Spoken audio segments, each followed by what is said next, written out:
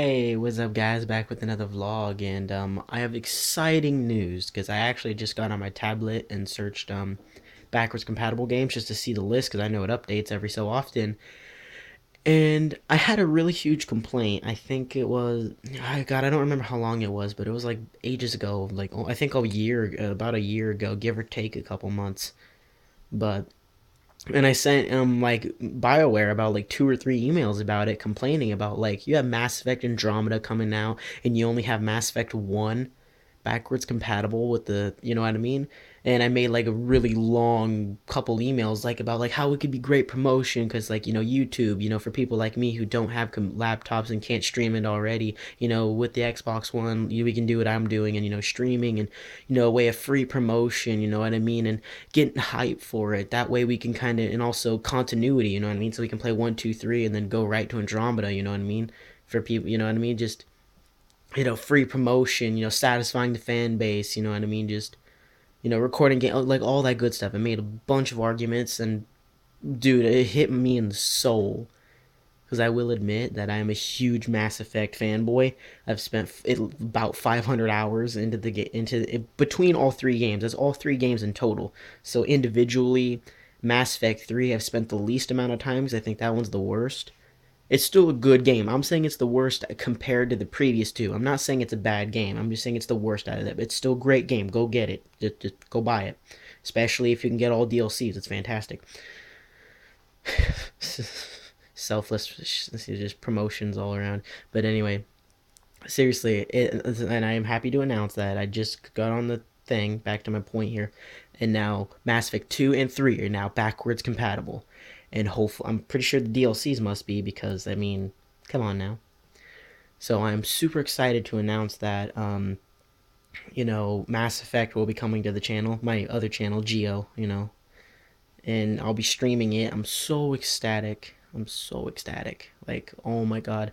What I think I'm gonna do is I started the Doom. I think I might hold off on Doom and finish Wolf Among Us because I haven't even started Wolf Among Us. Like I said, I would do that. I'm gonna try and do it on at least once a week, probably on Wednesdays. And I'm gonna go to Massive. I need to get the Massive because actually, funny story.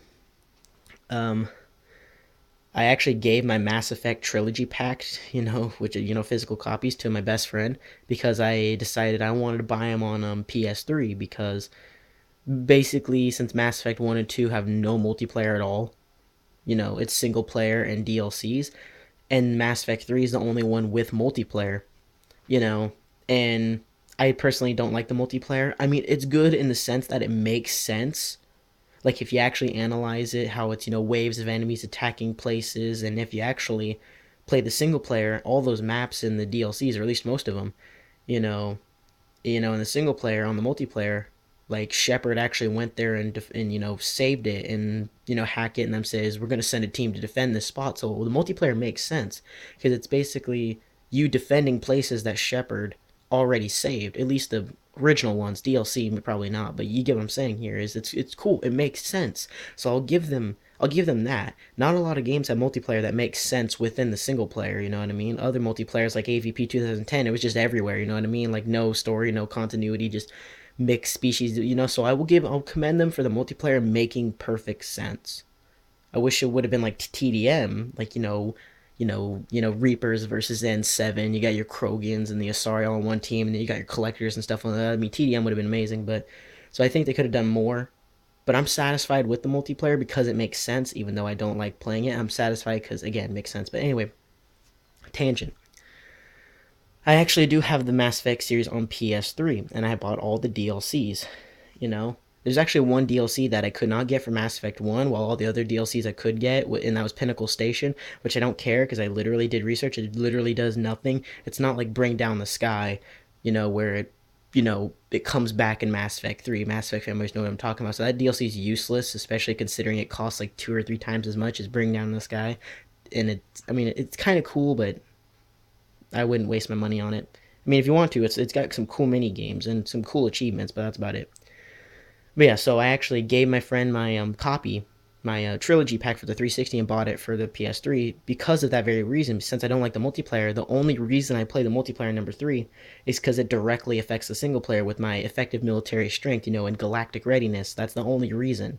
If it wasn't for that, I probably would never touch multiplayer after the first few days when it came out.